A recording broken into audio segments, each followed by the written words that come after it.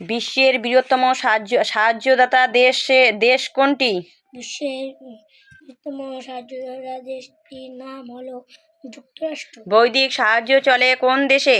বৈদিক সাহায্য চলে আফগানিস্তান। প্লাস্টিক উৎপাদিত হয় কোথায়? প্লাস্টিক উৎপাদিত হয় ভারতে। ভারতে। আচ্ছা, ভারত কিসের জন্য বিখ্যাত? ভারত দুধের জন্য বিখ্যাত। বাংলাদেশ কিসের জন্য বিখ্যাত? বাংলাদেশ তোমার ইলিশ মাছের জন্য বিখ্যাত। পাকিস্তান কিসের জন্য বিখ্যাত? পাকিস্তান তোমার বাসমতি চালের জন্য বিখ্যাত। সৌদি আরব কিসের জন্য বিখ্যাত? সৌদি আরব তোমার তেলের জন্য বিখ্যাত। বিখ্যাত। আমেরিকা কিসের জন্য বিখ্যাত? আমেরিকা তোমার ভুট্টার জন্য বিখ্যাত। পৃথিবীর বৃহত্তম মহাদেশ কোনটি? পৃথিবীর বৃহত্তম মহাদেশ হলো এশিয়া মহাদেশ। গীতা কি? গীতা শ্রীকৃষ্ণের মুখবাণী। গীতার পুরো নাম কি? গীতার পুরো নাম শ্রীমদ্ ভাগবত গীতা। গীতার অপর নাম কি? গীতার অপর নাম সপ্তশতী। গীতা কোন যুগে রচিত?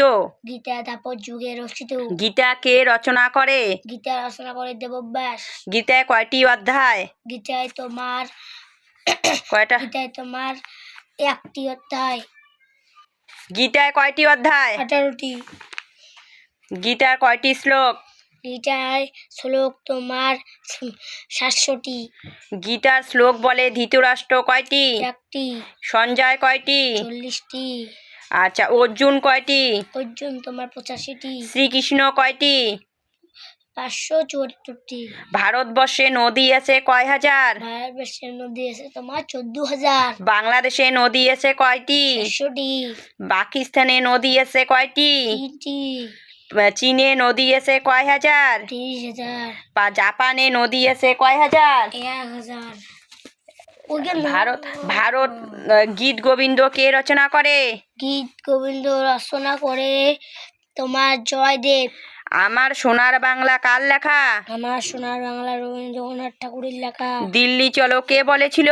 দিল্লি চলো বলেছিল নেতাজি সুভাষচন্দ্র বসু।